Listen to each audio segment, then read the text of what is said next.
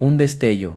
No, no fue un rayo. Algo más siniestro, como una antorcha infernal clavada en la negrura de la noche zamorana. José Aleiso Duarte, curtido camionero de la A52, pisó el acelerador. Sus faros, dos ojos de lobo hambriento, cortaron la oscuridad. Y entonces lo escuchó, un susurro, un grito ahogado por el viento, que parecía arrastrarse hasta su parabrisas. Hermano, la palabra llegó rota, desgarrada, como un papel viejo al borde del desgarro. Cada metro que José recorría, el susurro se transformaba en un grito desgarrador que le perforaba el alma. Hermano, ayúdame, no me dejes morir. El corazón de José parecía un pájaro preso en su pecho, a punto de romperse. Apretó el volante hasta sentir los nudillos blancos. Entonces lo vio, un Lamborghini Urus, un monstruo de metal y lujo, incrustado contra la cuneta, envuelto en llamas, un infierno móvil. Dos siluetas se agitaban dentro, como sombras atrapadas en una prisión de fuego. André, sácame, no me quiero morir así. José estacionó su camión sin pensarlo. El miedo a la explosión era insignificante comparado con los gritos que lo llamaban desde el infierno. Saltó de la cabina, tropezando en la grava húmeda. Cada paso un golpe contra su conciencia. El olor a gasolina quemada y carne tostada le hizo arder la garganta, pero no se detuvo. Los gritos, los crujidos de huesos quebrándose, eran una sinfonía de terror. Vio a Diogo J., la frente reventada, la mirada perdida en el abismo del fuego. Su hermano, André, forcejeaba con una manija derretida. No me dejes morir, hermano, por favor. José pateó la puerta, golpeó la ventanilla con una piedra. Nada, el fuego rugía, un monstruo voraz. Hermano, abre la puerta, me estoy quemando. Entonces, sin pensarlo dos veces, sacó su móvil y empezó a grabar. La luz parpadeante de las llamas iluminaba la escena, los golpes desesperados contra los cristales, los gritos que se entremezclaban con el crujir del metal. La cámara temblaba en sus manos, pero seguía grabando, documentando el horror. Un extintor oxidado, un chorro ineficaz contra el dragón de fuego. Una explosión, una llamarada que lo obligó a retroceder. La piel le ardía, pero los gritos seguían. André, no, no cierres los ojos. La voz de Diogo se quebrantaba, se desvanecía. José cayó de rodillas, exhausto, impotente. El fuego lo había consumido todo, excepto los gritos grabados en su teléfono. Un testimonio silencioso del horror. Un testimonio que nadie quería escuchar. El fuego era un monstruo, un ser vivo que devoraba el Lamborghini Urus, tragándose los gritos de auxilio como si fueran bocanadas de aire. José se sentía diminuto, un insecto ante un dragón de llamas, pero los lamentos desgarradores de Diogo J. y André, sus hermanos, lo impulsaban. Tenía que hacer algo, tenía que intentar salvarlos. Corrió hacia la puerta del copiloto, la frente pegada al cristal abrasador. Diogo J., la cara ensangrentada, lo miraba con ojos desesperados. André, su hermano, tiraba de una manija derretida por el calor infernal, el metal goteaba como cera, y el aire estaba espeso de humo y la horrible fragancia de la carne quemada. José pateó la puerta con toda su fuerza. Nada. Buscó una piedra, la arrojó contra la ventanilla. Nada. El fuego era implacable. Los gritos se intensificaban, un eco infernal en la noche fría. Hermano, abre la puerta, me estoy quemando. La impotencia lo golpeaba como un puñetazo en el estómago. Quería romper el cristal con sus propias manos, arrancar la puerta con la fuerza de 1000 hombres. Pero solo era un camionero, solo en medio de la nada. Y ellos, dos hermanos millonarios, ídolos de millones, morían como animales. Recuerdos de momentos felices, de risas y conversaciones, se mezclaban con el horror de la escena. El instinto de supervivencia lo obligó a actuar. Corrió hasta su camión, buscando una solución. Encontró un extintor, oxidado, casi inútil, pero era lo único que tenía. De vuelta hacia las llamas, apuntó el extintor al motor, rociando un chorro blanco que parecía insignificante contra la furia del fuego. Las llamas bailaban, crecían, alimentándose de la gasolina que goteaba del vehículo destruido. Fue como escupir contra un dragón. Una rueda explotó. Una llamarada lo obligó a dar un salto hacia atrás, sintiendo el calor abrasador en su rostro. Pero los gritos seguían, más débiles, más quebrantados. André, no, no cierres los ojos. La voz de Diogo era apenas un susurro. José sentía un vacío en el pecho, una mezcla de impotencia y rabia. El fuego estalló por dentro del Lamborghini. Un rugido ensordecedor. Los gritos se convirtieron en gemidos. Luego, silencio. José cayó de rodillas, el extintor rodando junto a él. Solo quedaban cenizas, metal retorcido y el eco de voces perdidas para siempre. El móvil en la mano, tembloroso, pero firme. La cámara grababa. No era un vídeo cualquiera, era un testimonio, un grito silencioso que se alzaba contra el rugido infernal del fuego. José no pensó en las consecuencias, solo grabó la agonía, la desesperación, los últimos instantes de dos vidas que se extinguían en medio de las llamas. Los gritos de Diogo J. y André resonaban en la grabación, una mezcla de dolor y terror. No cierres los ojos, Diogo, aguanta, no puedo, no puedo, me quema, me quema. La imagen era borrosa, la luz vacilante, pero la angustia era palpable. Cada quejido, cada golpe contra los cristales, cada tos sofocada, quedaba inmortalizada en la memoria del teléfono. Era un registro crudo, visceral, sin filtros ni editores, solo la verdad brutal de la tragedia. El rugido del fuego se mezclaba con los gritos, creando una cacofonía de horror, pero entre el caos, se escuchaban palabras claras, como puñales clavados en la noche. Eran las súplicas, los últimos deseos, los lamentos de dos hombres enfrentándose a la muerte. José, con las manos temblorosas, seguía grabando. No podía dejar de grabar. Sabía que nadie le creería, que la versión oficial hablaría de un accidente, un reventón, un fatal desenlace. Pero él tenía la prueba, la verdad, grabada en su teléfono móvil, para que todos lo vieran. El vídeo no solo mostraba las llamas, mostraba el horror, mostraban los desesperados intentos por escapar, la lucha contra el fuego, el agotamiento, el dolor, la muerte. Era una grabación que nadie olvidaría, una grabación que cambiaría para siempre la percepción del accidente. Y luego, el silencio. El fuego había ganado, solo quedaban las llamas, los crujidos del metal derritiéndose, y el silencio ensordecedor. Pero el teléfono seguía grabando, grabando el silencio, grabando la muerte, grabando la verdad. El silencio después del fuego era más aterrador que las llamas. José se quedó allí, arrodillado, la cámara aún grabando, el móvil frío en su mano, respirando entrecortadamente. El olor a carne quemada, a plástico derretido, a muerte, le invadía las fosas nasales. No podía moverse, no podía pensar, solo respiraba, y el vacío parecía tragarse su alma. El peso de la impotencia lo aplastaba. Había visto morir a dos hombres, a dos hermanos, a dos ídolos, quemados vivos, mientras él, un simple camionero, solo podía mirar. La rabia lo consumía, una furia ciega, que contrastaba con el silencio devastador que lo rodeaba. ¿Por qué no había podido hacer más? El eco de sus gritos, de sus súplicas, resonaba en sus oídos. Hermano, no me dejes morir. Las palabras grabadas en su teléfono se convertían en una tortura constante. Eran un recordatorio de su fracaso, de su incapacidad para salvarlos, de su impotencia ante la muerte. La culpa lo carcomía por dentro. Un gusano que roía su conciencia.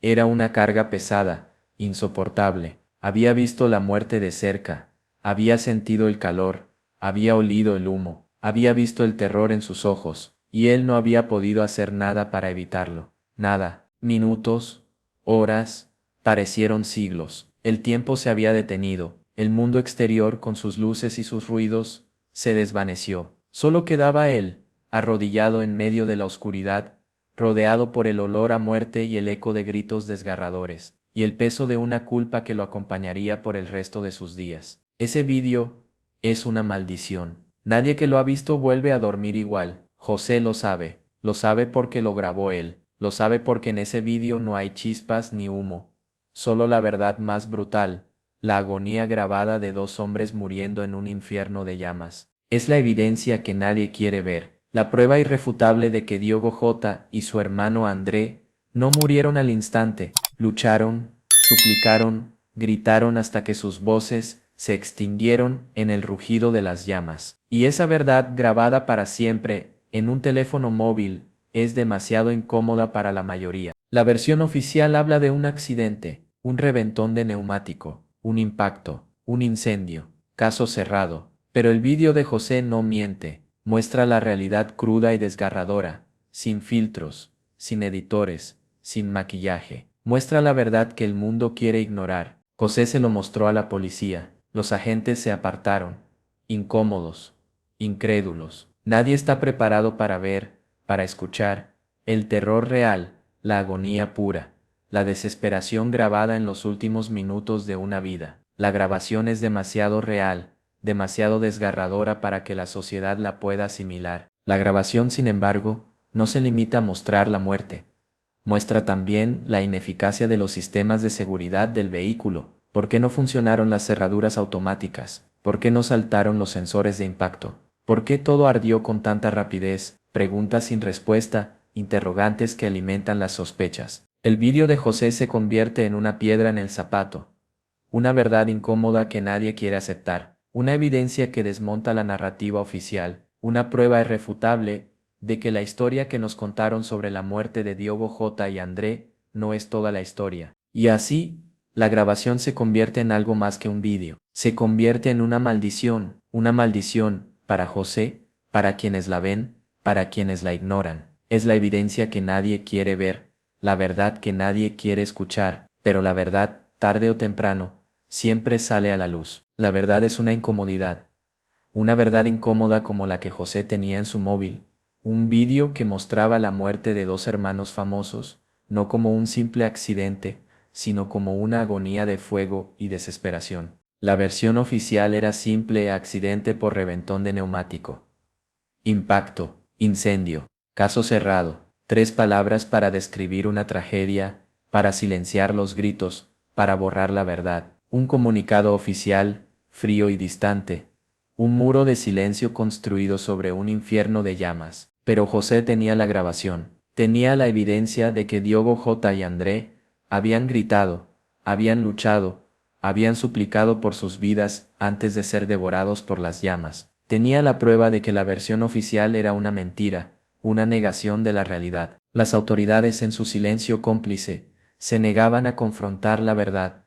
Preferían la narrativa cómoda, la historia limpia, la versión que no generaba preguntas incómodas. El silencio era un escudo, una forma de protegerse de la verdad, de la cruel realidad que el vídeo de José revelaba. El informe policial era conciso, frío, sin emoción. Un accidente. Punto. No había mención de los gritos, de la lucha desesperada por escapar, de la imposibilidad de abrir las puertas. Solo una conclusión apresurada, una verdad conveniente que obviaba la brutal realidad. El silencio de las autoridades era una pared de ladrillo, sólida e impenetrable, una negación encubierta, una protección a la narrativa oficial, un intento de ocultar la evidencia, de silenciar la verdad.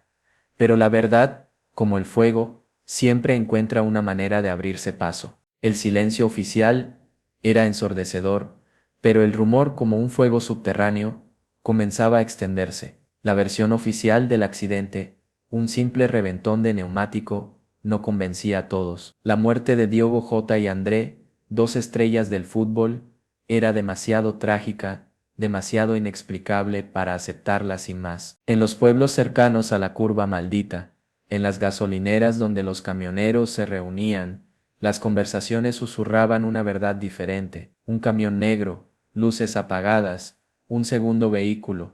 Las historias, contadas al calor de un café, se mezclaban, se entrelazaban, alimentando las sospechas. Un joven mecánico, testigo casual, aseguró haber visto al Lamborghini, a toda velocidad, perseguido por otro coche sin luces, un detalle insignificante para la investigación oficial, una pieza clave para alimentar las teorías conspirativas que circulaban como un virus en las redes sociales. Las preguntas se acumulaban como las brasas después de un incendio. ¿Por qué las cerraduras del Lamborghini no se abrieron tras el impacto?